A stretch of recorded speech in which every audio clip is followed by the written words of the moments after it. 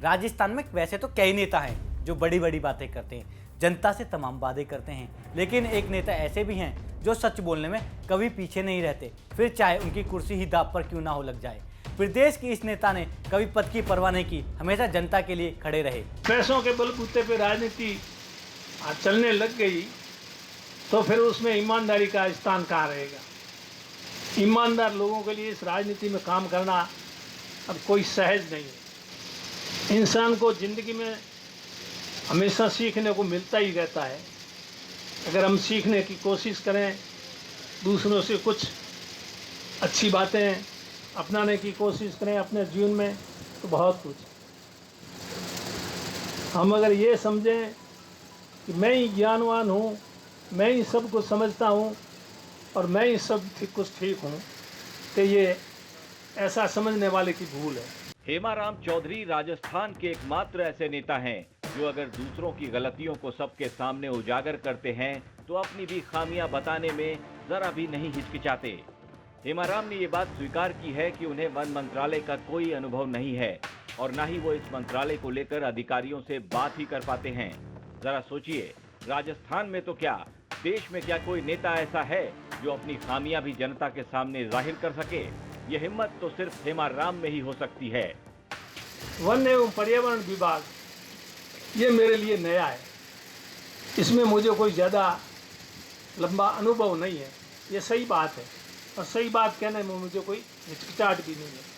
और मैं ये अधिकारियों की मीटिंग वगैरह बैठक भी लेता हूँ तो उसमें भी मैं इसमें पूरी तरह से पारंगत नहीं हूँ। जितनी जानकारी ज्ञान मुझे होना चाहिए, क्यों इस विभाग से मुझे पाला ही अभी पड़ा है। पहले मेरे पास राजस्व विभाग था, पहले मैं जब मंत्री था भरत सिंह जी साहब के साथ में, तो राजस्व विभाग में तो मुझे पहले से अनुभव था।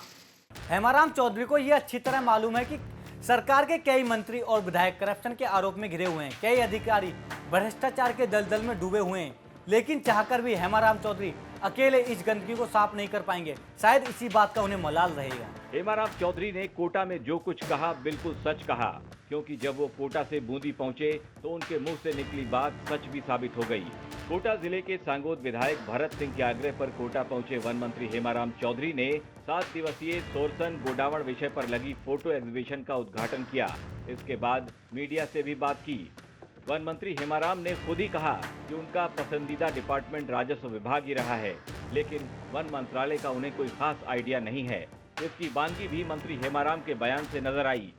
बूंदी के रामगढ़ पहुंचे हेमाराम ने कोटा के मुकुंदरा हिल्स टाइगर रिजर्व की बात की, जबकि मंत्री जी बात बूंदी के रामगढ़ विषधारी अभयारण्य की करना चाहते थे, लेकिन गलती से उनके मुंह से मुकुंदरा निकल गया। ये मुकुंदरा टाइगर का मैंने स्वीकृति दे दी है और जल्दी इसका नोटिफिकेशन जारी हो जाएगा और फिर यहाँ टाइगर है वो अभी एयर के हिसाब से यहाँ छोड़ेंगे और अधिकारियों को ये इसमें लगे हुए हैं, इनको निर्देश दे दिए हैं, तो आने वाला समय बहुत अच्छा विकसित होगा। कितने टाइम में विकसित हो जाएगा सर? है कितना टाइम लगेगा विकसित होने में? अभी कोई टाइम नहीं, थोड़ा बहुत टाइम होगा। तो टाइग्रेस इसी हो जाएगा। बाहर से लाके कितने टाइगर छोड़े जाएंगे सर? बाहर से हाँ? तो पूरा प्लान बनेगा इसका। बाड़मेर के गुड़ामलानी से विधायक और गहलोत सरकार में मंत्री हेमाराम की सादगी का हर कोई कायल है, क्योंकि हेमाराम ऐसे बेबाक नेता हैं जो हमेशा सच बोलते हैं, फिर उसके लिए चाहे उनके अपने और अपनी पार्टी के लोग ही उनसे खफा क्यों ना हो जाएं। मंत्री हेमाराम की ईमानदारी और जनता की सेवा के लिए उनका समर्पण ही है जिसकी वजह से वो दशकों से राजस्थान की सियासत के अडिग स्तंभ बने हुए हैं।